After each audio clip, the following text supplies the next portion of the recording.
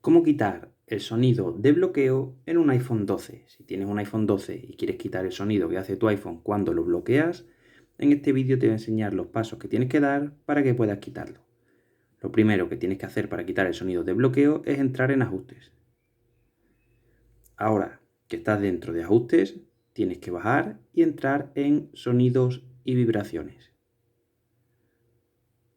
Cuando estés dentro de sonidos y vibraciones, tienes que bajar y la penúltima opción, sonido al bloquear, tienes que desactivarla.